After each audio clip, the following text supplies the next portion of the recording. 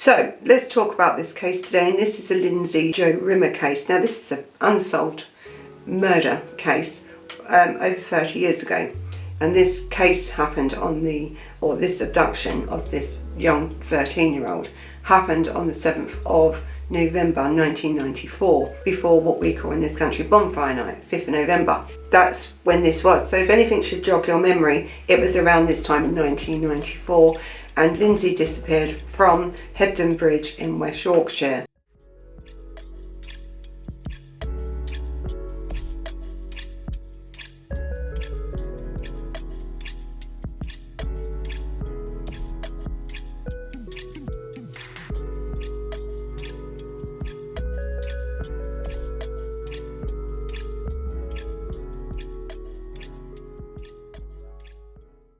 Young girl.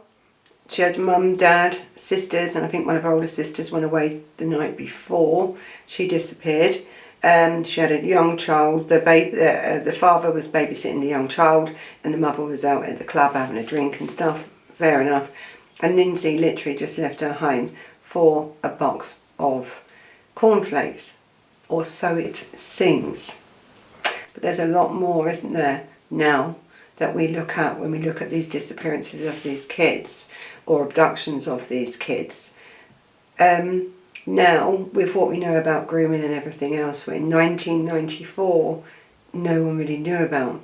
And as we go through this case, you will see why I'm highlighting the theory, I suppose, that some grooming here could have took place. Down the street with your red lips and funky beat, you better hold your head up to the sky. Let's have a chat about that.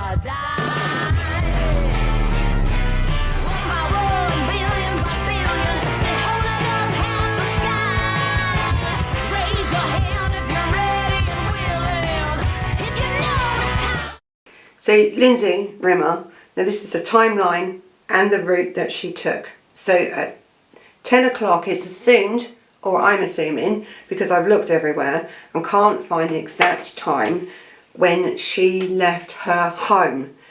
So I've sort of surmised 10 o'clock, right? It could have been earlier than that. If anyone knows, please let me know. I would really appreciate it. So Lindsay then, so if she left her home at 10 o'clock, she was seen by her mother at the Trades Club in Hebden Bridge at 10 past 10. Now, this in itself, right, she said she went there to get some money. The mum said she gave her money. But when the mum first saw her, the mum said to her, "What are you doing here?" As if it was a shock. This is 10 o'clock at night, or 10 past 10 at night.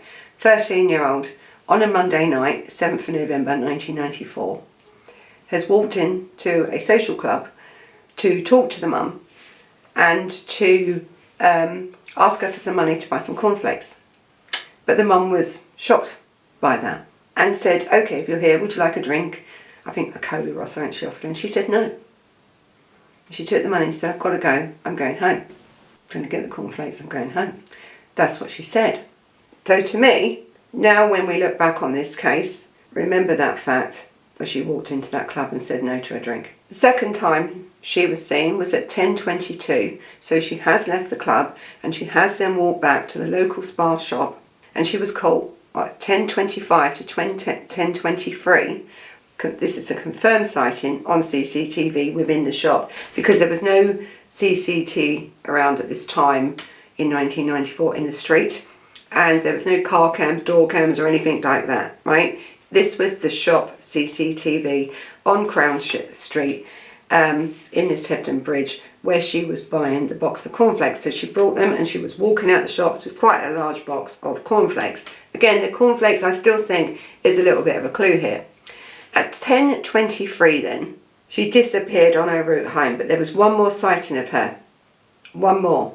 There was people coming off the bus. Now this was at about 11:15, these people saw her outside this memorial garden, leaning up against the wall near the bus stop. So she hadn't gone straight home, had she then? Right? Now that was the last sighting of her, so people understand, or what has been reported, about 11:15 at night. So this is why I question the grooming part comes in here. Why did she walk to her mother's, the social club, when she had the dad at home babysitting? She's left home at some point, I'm assuming 10 p.m, because it takes 10 minutes to walk to the social club.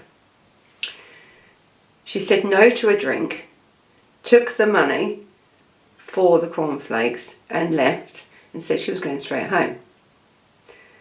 Then she's brought the cornflakes, but she hasn't gone home.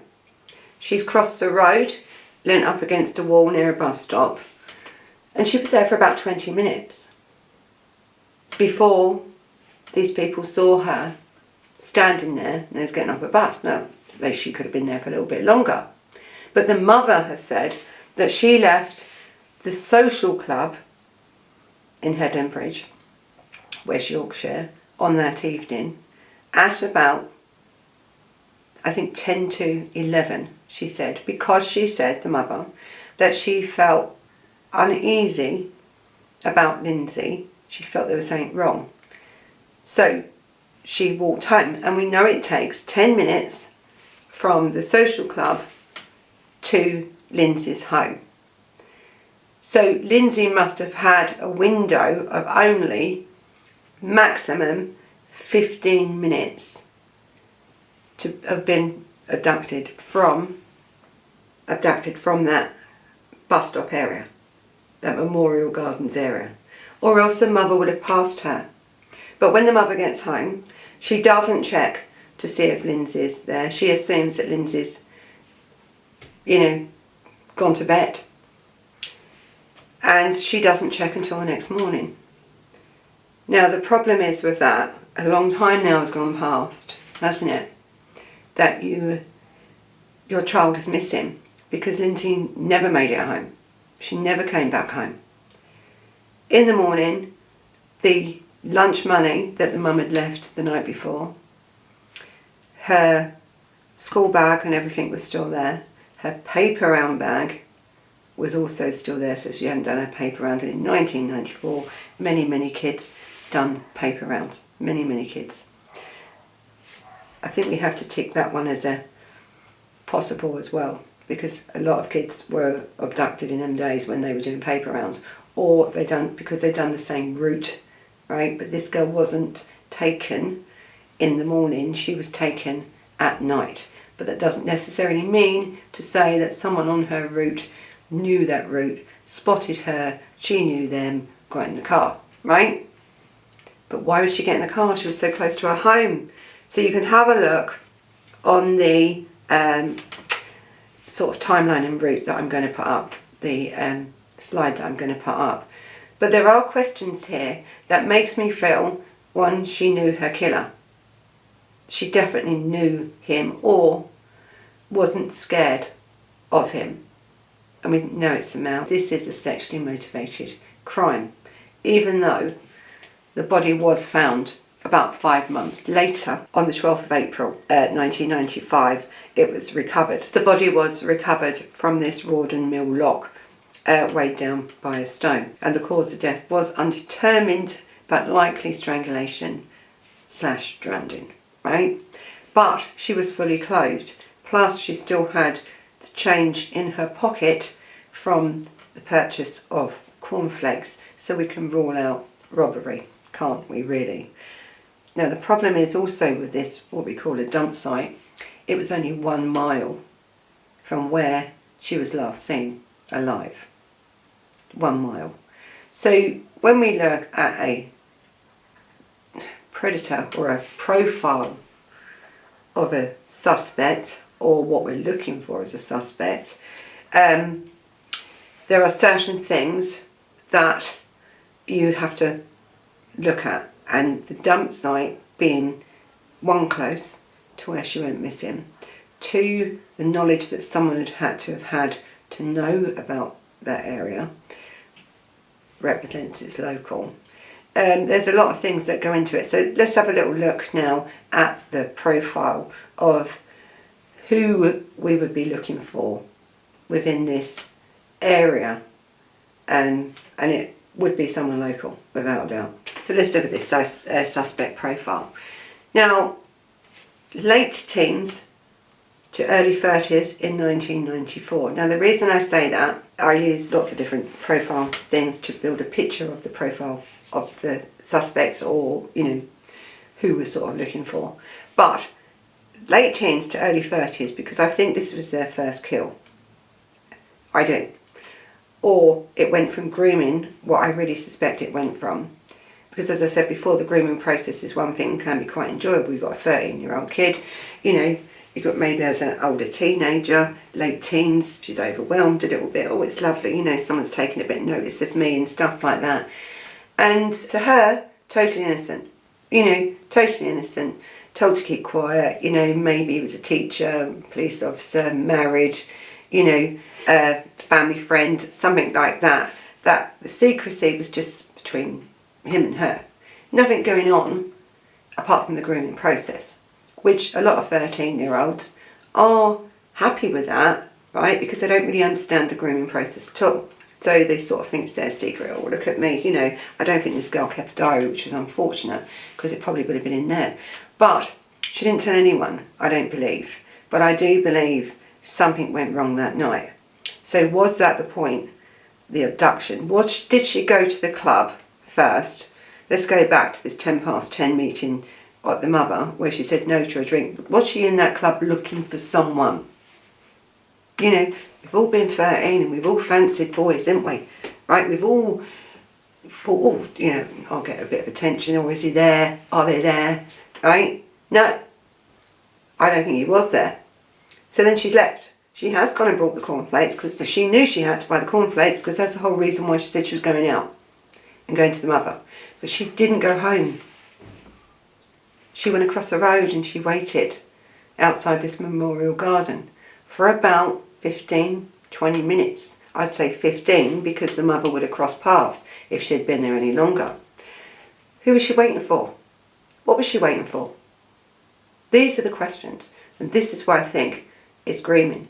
And I think, yes, someone did pick her up, someone she knew, right, or trusted, picked her up.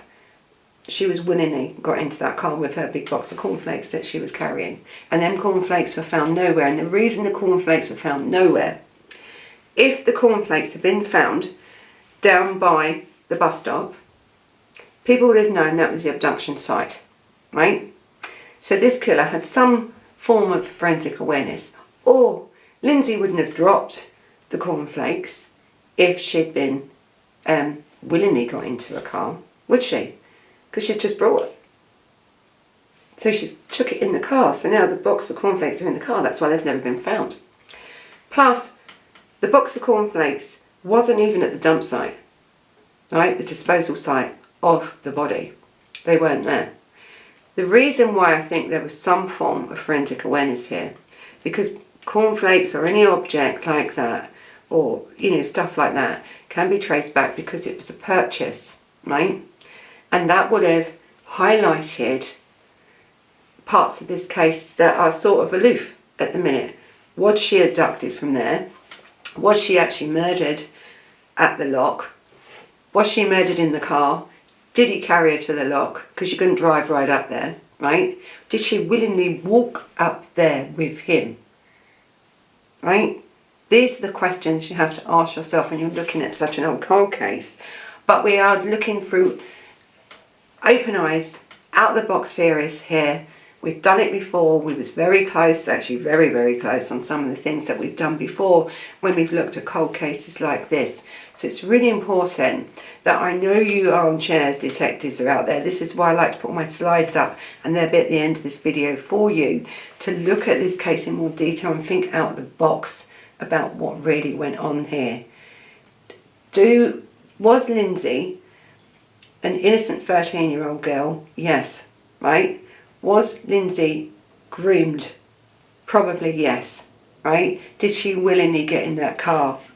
Yes, I think she did. That's why there's no cornflake box left. There was a couple of people arrested and looked at for this case. I don't believe there was 2 suspects here. This is classed as a sexually motivated crime, right? And I believe it was.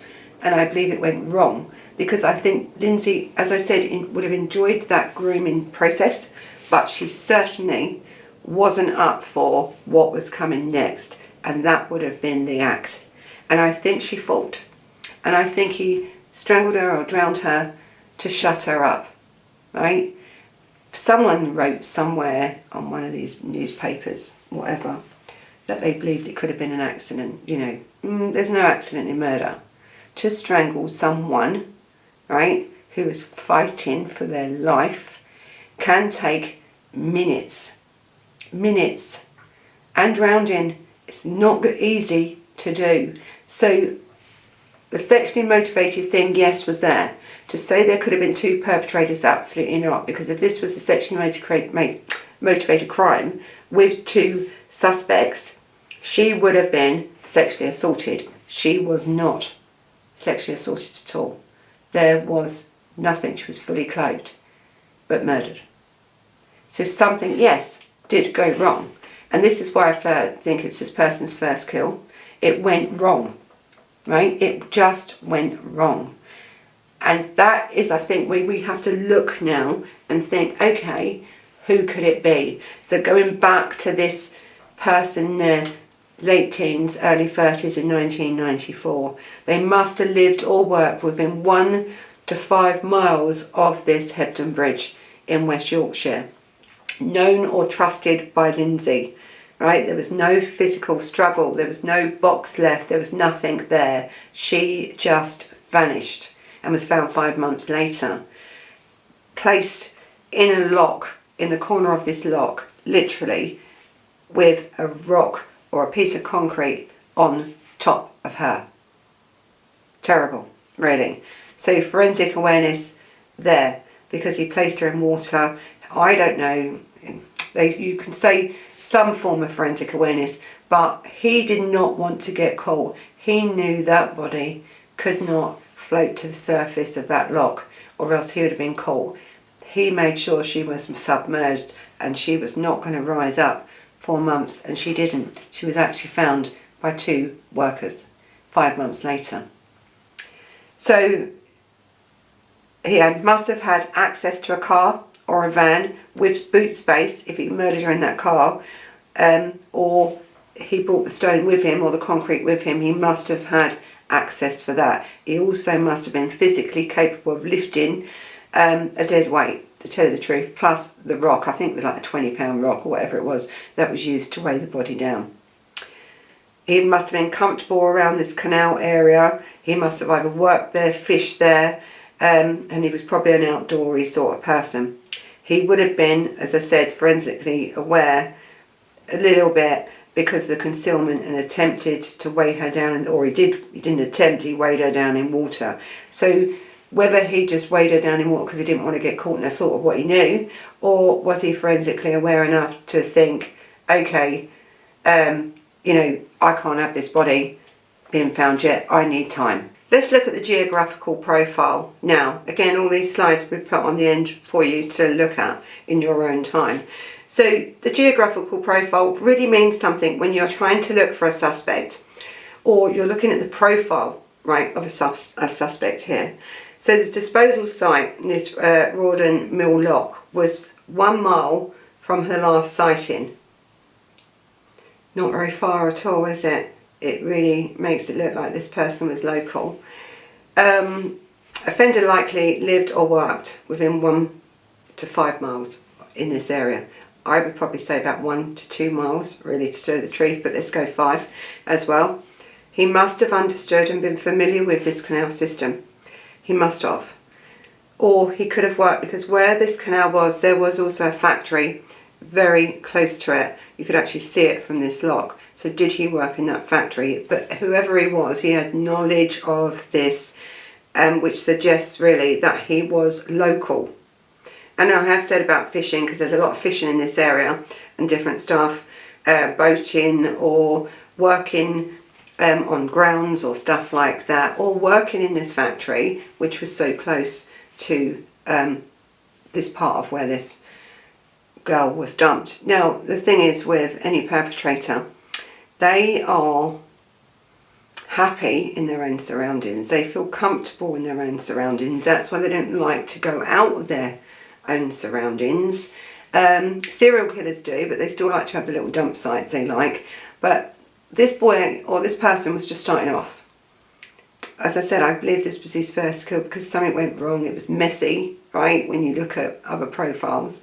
I think he was more interested in young girls.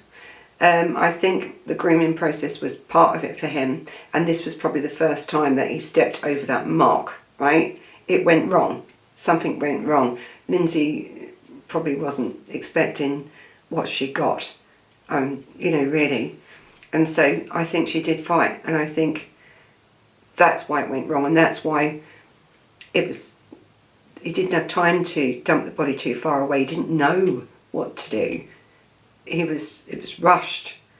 You can see it was rushed because if it was sexually motivated, he never got to that point. He never get to that point in this murder. She was stopped quickly, making noise. She was stopped and then dumped very, very quickly. Very, very quickly. So he must have been comfortable operating at night, right? So did he have night work? Was he a driver? Was he, bin men that come out late at night? Was he something, right, in this area? He would have had a reason. Was he a pub goer? This is like 11:15 at night. Did someone leave the pub early? There would have been a reason why it was just normal for him to be driving around in this area at that time of night. Knowledge of these locks and the concealment spot, because you needed to have knowledge. Likely male with the routine access to waterways and be physically fit, right? He must have been physically fit. Strangulation and drowning, carrying dead bodies, all this stuff is not easy. When we look at profiles of these sort of abductions and murders, you have to think that if he had been honed his skills, shall we say, if he had been knowledgeable in this sort of area of crime, he'd done it regular, this was the sort of thing he liked, he would have finished what he started, if you know what I mean. He would have assaulted her, without a doubt. If there'd been two, they would have assaulted her. She would have had no way of getting away from two. There'd have been no reason for them to not do the act, because you would have had one to silence and then one to do the other thing. So when these two people are arrested, and nothing went with that, there was also a car seen in the area of an older man, and he was discounted. Right? This is someone she knew. This is someone new. This is not someone that is honed in their skills of murder. Maybe now, 30 odd years later, but not then. This was him just starting out. This makes him quite dangerous. So when we look at different profiles, he doesn't fit many profiles of a high-risk offender that would take the chance to abduct off the street and literally drive only a mile up the road, right, and get rid of her. It just doesn't fit that. Like, we have high-risk offenders, and there's nothing saying, because no one knows what happened to this girl, that it may not have just been a total stranger that's pulled up, get in the car. But a total stranger, risky, isn't it? Risky. You've got a bus stop right there, the bus has just come. Was it someone from that bus stop, right? Was it someone that got off the bus previously or whatever? Or was it someone from a local pub, from, local area? Was it someone that popped to the shop earlier on and seen her and walking out? Was it someone in the club that saw her walking out of the club where her mum was and thought, maybe that might be an opportunist thing to do, but she would have known them anyway. Do I think this is a random stranger? No. No way. There's no way. There's not. So I suppose when we look at these sort of appeals, you're looking at, because they've tried to reopen this investigation before, I think 2016, and time's still an ongoing investigation this, because really we have a perpetrator out there that's murdered a 13-year-old girl. dumped her body, lucky it was found, so her mother and family have some, where they can grieve. But there is still a predator out there for all these years that has probably done this again. Now, when you look at the radius and all the, post and prehistory of around crimes in this area, I sort of go back about 5 years because I think this boy was young. He wouldn't have come up on what we would call the serious stuff, when you're looking back on crimes within this area, 5 mile radius, 10 miles, I think I went out 20 miles radius of this area to see if there's any other crimes like this. You do have a few different murders, but they don't fit the same MO as this. They don't. So I believe that's why he's just starting out. But I do believe that he would have some history of earlier stuff, behavioural problems, interest in disturbing things maybe when he was younger, right? And this is why I think with the local people, I love a bit of gossip, because gossip means a lot, right? Because where there's gossip, there's some truth in that gossip. So really, did the local people, and the local people in this area are amazing. They came out and done all the searches and stuff. And I think the mother said when she put out to have the search done, she didn't know of anyone that actually turned up, and there was loads. But I also think maybe the suspect may have been in the search. He may have been at the funeral. They like to know what's going on. Did anyone have any changes in their behaviour around this time? That's also what's got to be really brought home in these investigations, especially these cold cases, because the local people hold local knowledge. The wrong ones, the violent ones, the abusive ones, the ones that don't seem quite right. Something they've said don't seem quite right. Did someone in your family or you knew have close ties with you that was visiting that area at that time and knew that area but didn't stay? Did this perpetrator move within the first few weeks or months after the disappearance of Lindsay? Did their behaviour change in any way very, very quickly after the disappearance, and then especially after the body was found? Was they overly interested in these sort of cases, and this case alone, obsessively? Did they change their car?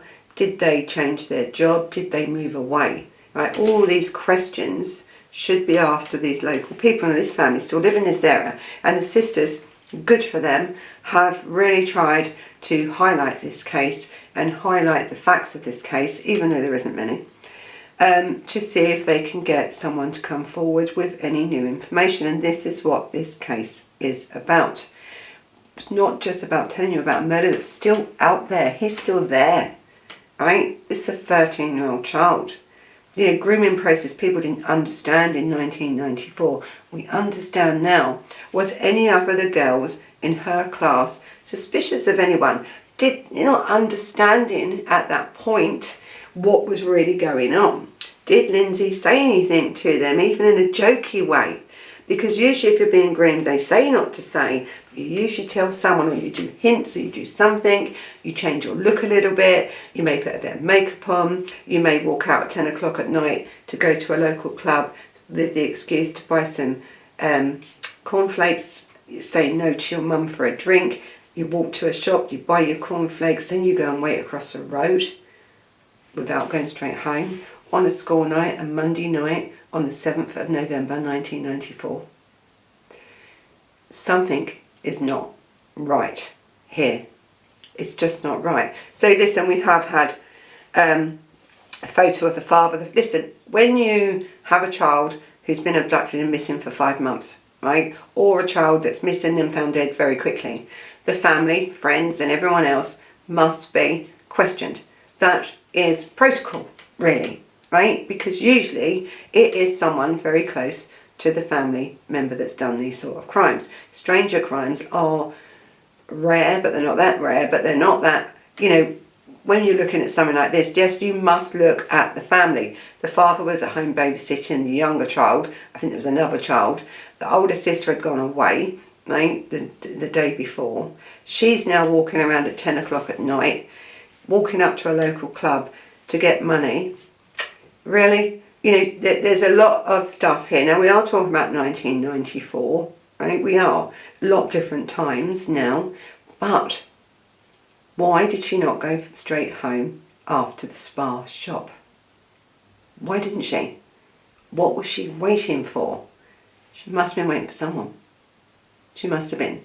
So I know the sister went away the next day. She was an older sister. So listen, I'm telling you, when you're looking at these cases, everyone is a suspect. Did the sister have older, older friends, teenage, late teen friends? All these sort of things. Anyone that could have had access to Lindsay around this time or leading up. So 6 months, a year before, right? Could they? Have they got any suspicions? Have the local community got their suspicions? Who do they think it is? That's the interesting part here. Was the cornflakes dumped somewhere else? Did someone turn up the next day and you got a new box of cornflakes there? The cornflakes may not mean a lot, right? Because they've disappeared, but they were never found. So the killer must still have them. Or he's dumped them somewhere and someone else has picked them up. No one came forward about that. It's an important aspect of this case because they would be traceable. Plus they would have given away the abduction site and where the body was dumped if they had been left, and they was not left. So suspicion was on the father for a bit because of a photo that was taken by a mainstream journalist. Listen, 1994, you got sensational journalism, right? That's all they had in them days. They were selling newspapers. They don't sell newspapers anymore. And a journalist took a photo of the father smiling. And that went then viral. Well, viral in them days, in the newspapers. Is he guilty, is he not guilty, all this sort of stuff. I mean, Jesus Christ, right? Think about it. He was at home babysitting. Don't think babies are nothing. With a pitchfork, and he used to take his kid with him. So that means nothing. But do I believe that the family members in that household had anything to do with it? No. No, there's some stuff, that are questionable like that. Why was he smiling? But was he really smiling? Grief is a strange thing, right? You're shoved in front of cameras in them days, photographed, the films are rolling, people are taking pictures of you, all the press are there because that's all they had. They didn't have internet and stuff that was widely used and social media like it is today. If this girl had gone missing today, her body and this case would have been out there in seconds. In 1994, we didn't even have CCTV on the street in this area, right? So you have to think times were different. But do I believe the father had anything to do with it? No, I don't. I really don't, because it would have been checked and checked and checked. So was the rest of the family. But do I think someone who knew that family, and most definitely who knew Lindsay? Yes. Absolutely. Do I think they were like late teens to early 30s? Yes, I do. Do I think they were local? Yes, and for these reasons why I'm saying that. That's the reason why. We do profiling and we look at FBI profiles, all these sort of different profile things, and we look and we put it in, and this is sort of what comes out. So we're putting everything in to find out something, because we are looking here for a needle in a haystack. Now, when this body was found, there was some DNA taken in. Now, 1994, this DNA was preserved and everything else, and they do believe at some point that the DNA can be used, because we have technology now, forensic DNA testing, that is so advanced, and it gets more and more advanced daily, right? Every day there's a new part. So I don't know if they're going to use this DNA yet. They haven't got a lot of it. So you have to be careful with DNA, because once you've used it, it's gone. So are they waiting for the technology to keep up, and so they can then use it and get a profile? Probably. So one day I do believe this case will be solved, probably through DNA. But I do believe that people know. Someone knows something. So when we're looking at this grooming behaviour, I think what the family need to think back on, because it was difficult in them days, because no one knew what was going on. You had someone that would have been building trust. The the offender would have presented as friendly, safe and helpful, right? Sometimes overly helpful, not just to her but to the family, maybe. You know, because groomers don't just groom the child sometimes, they groom the whole family. Sometimes they can groom a whole community, right? They're that good. Familiar face, a neighbour, an acquaintance, a friend or a family friend, something like that. He would give sort of like, I don't know, maybe do favours, you know, attention, small gifts, anything, compliments, you know, maybe not just to Lindsay but to others, but he would have been overly interested in Lindsay because of the age. And this man would have probably liked this age of a girl. This girl was 13 when she went missing, but she was probably, I'd say the grooming process could have gone on for a year before, so she would have been 12. So you're looking for someone that has an interest in this age of a victim. Secrets and to keep confidences, which I do, and probably encourage Lindsay to keep things private, because you know we won't be able to be friends, will we? You know, and you know it's just between me and you. And as I said, this process of grooming is the part that for a young girl, you know, who's going hormones going, everything going, can be nice, right? Someone's showing her attention, you've got a new baby in the house and stuff, so someone's showing her attention. And so when you're told to keep it quiet, sometimes, or most of the time, actually all the time, they do. Testing boundaries. I think there would have been little tests throughout, gradually increasing over time, and meetings on their own, maybe in the day, in the park, or, you know, at this club. And then later meetings like this one, to where the groomer then believes that the grooming process is over and you're ripe for it then, because, you know, you've done everything you've told to do before, so now let's take it a bit further. And I think that was the 7th of October 1994 when Lindsay got in that car, not understanding or realising what was really going on. Exploitation and vulnerability. She was alone, wasn't she, in the shop, in the Spar shop. She was next to the bus stop, but I do believe she was waiting. And it is a terrible fault, you know, for these kids, because in them days parents didn't understand what was going on. Kids certainly didn't understand what was going on. Kids don't understand today when you talk to them about grooming. You know, these groomers run on our emotions, and especially as a teenager, that's what they rely on.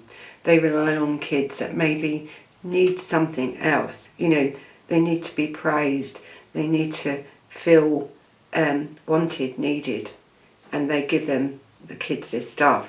Now, I don't know what Lindsay's personality was like, but she was a young girl, and, you know, if someone, especially a teenager, mid-20s, 19, that sort of thing, was showing her some affection in any way, calling her nice, you know, you're pretty, look pretty today, especially somebody maybe of authority, that's a worry. And it's the statistics show that in that process, that grooming process, very rarely do kids actually, one, understand what's going on, and two, don't say. So let's just go over his behaviour escalation. So yeah, I think it was the first serious offence for this man, first serious crime. I think he was fixated on Lindsay without a doubt, and I think he acted impulsively that night because he believed it was the time. I think, again, limited understanding of forensic, but also because of the water and stuff, but also just didn't want to be caught, and he would have had a clear understanding of that area where she was disposed of. I think prior behaviour, harassment, indecent exposure for these sort of offenders, I think that's where it sort of escalated from. So if I was looking into them sort of cases early on, and some of these may not have been reported, but this is what I'm saying, this is where the locals come in, because a lot of this is not reported to police. It's not, right? But the public know about it, the community know about it, you know, oh, he's an idiot, he smashed himself again, or, you know, he's, you know, harassing her, he's like, all this sort of stuff. That's what is going to break this case.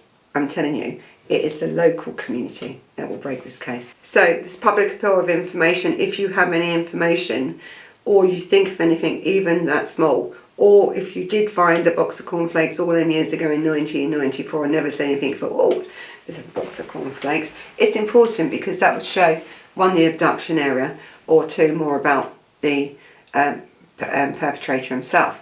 Plus, did a perpetrator who you may think come home that night, plus did everything else with a box of cornflakes? It's an important item not to forget. If you have any information, text 07707 147 314 and I'll put all this up and you can do it. You can also call Crime Stoppers on 0800 555 111 with any information.